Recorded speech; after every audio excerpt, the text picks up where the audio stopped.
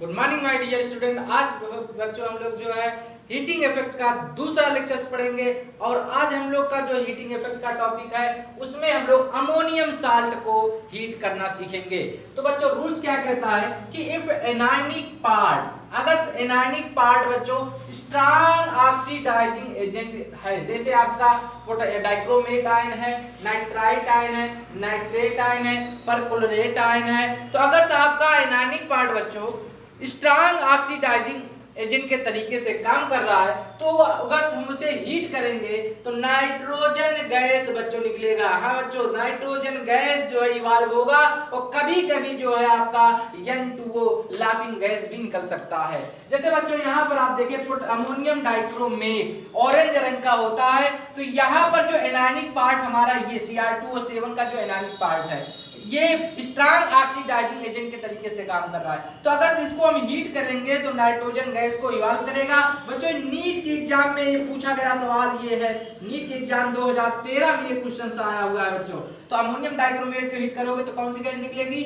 Nitrogen gas plus Cr2O3 और plus हमारा निकल जाएगा बच्चों पानी, वाटर निकल जाएगा आपका और H2O निकल जाएगा। और ये जो Cr2O3 है ये ग्रीन रंग का रहता है बच्चों।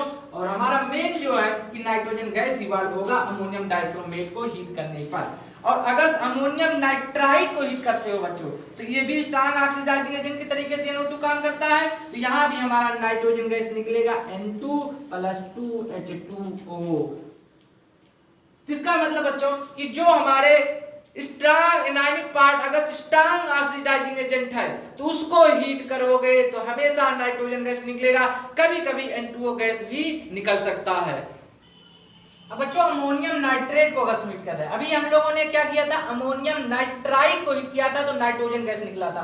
तो अब अमोनियम नाइट्रेट को अगर हीट करोगे तो बच्चों यहाँ ध्यान देना है, बहुत इंपॉर्टेंस है। यहाँ पर लाफिंग गैस बनता है आपका N2O बनता है और आपका पानी निकल जाता है बच्चों H2O निकल जाता है 2H2O, ऑक्सीजन गैस निकल जाता है। तो ये अमोनियम नाइट्रेट। तो अगर अमोनियम नाइट्राइट को हीट करोगे तो नाइट्रोजन गैस निकलेगा, अगर अमोनियम नाइट्रेट को हीट करोगे तो आपका लाफिंग गैस N2O बनेगा। इसी तरीके से अगर बच्चों अमोनियम क्लोरेट को हीट करोगे तो मैंने बताया था कि अगर anionic part strong oxidising agent के तरीके से काम करता है तो इसे हीट करोगे तो कौन सी गैस निकलेगी? नाइट्रोजन गैस इवाल्व होगा। तो यहाँ पर नाइट्रोजन गैस निकलेगा बच्चों। कोलिन है तो आपका कोलिन गैस भी निकल जाएगा, ऑक्सीजन गैस भी है तो आपका O2 भी निकल जाएगा 2O2 और आपका जो है बच्चों ऑक्सीजन गैस निकलेगा और इसके बाद आपका निकलेगा पानी 2H2O, पानी भी निकल जाएगा बच्चों। तो आपका मेन जो है नाइट्रोजन गैस इवाल्व होगा। इसी तरीके से अगर अमोनियम आयोडेट की हीट कर रहे हैं तो बच्चों क्या होगा? नाइट्रोजन गैस निकलेगा, इसके बाद आपका आयोडीन भी निकलेगा, I2 भी निकलेगा और आपका निकलेगा बच्चों O2 और पानी, ऑक्सीजन प्लस वाटर 4H2O।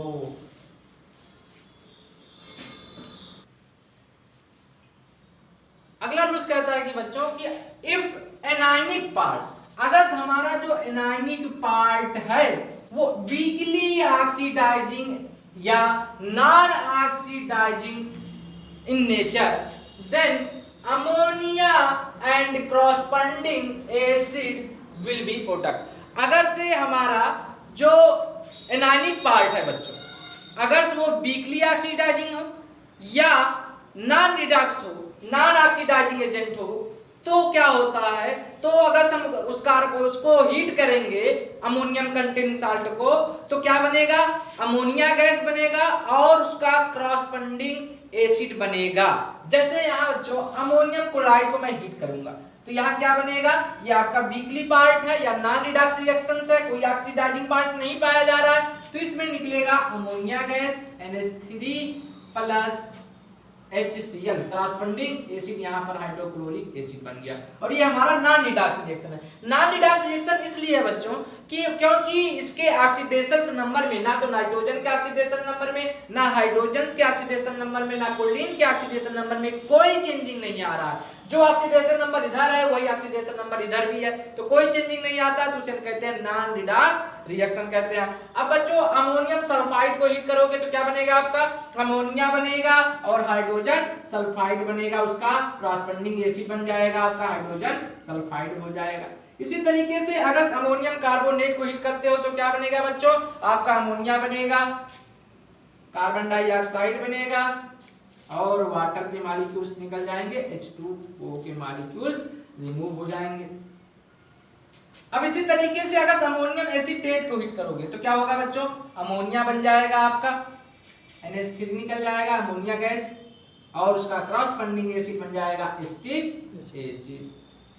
तो इसका मतलब यह है कि अगर हमारा एनायनिक पार्ट नॉन ऑक्सीडाइजिंग हो या वीकली ऑक्सीडाइजिंग हो, अगर हम उसको हीट करेंगे तो हीट करने पर क्या होगा बच्चों, अमोनिया गैस निकलेगा और उसका क्रॉसबॉन्डिंग एसिड का निर्माण होता है। बच्चों क्या करना है, हमें अमोनियम ऑक्सलेट को हीट करना है, तो क्या बनेगा, वीकली ऑक्सीडाइजिंग पार्ट है तो हमारा अमोनिया गैस निकलेगा NH3 और आपका बच्चों कार्बन डाइऑक्साइड गैस भी निकलेगा CO2 plus carbon monoxide gas भी निकलेगा बच्चों। और इसके बाद क्या होगा, वाटर के मॉलिक्यूल्स भी निकलेंगे, H2O हमारा निकल जाएगा।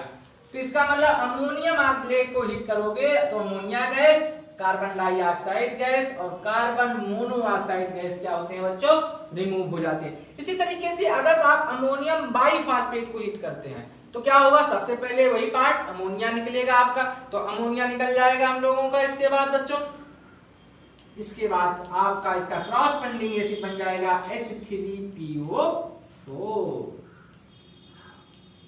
इसी तरीके से बच्चों बस अमोनियम फास्फेट को हीट कर रहे हो तो आपका क्या निकलेगा, अमोनिया गैस निकलेगा और उसका क्रॉसबॉन्डिंग एसिड।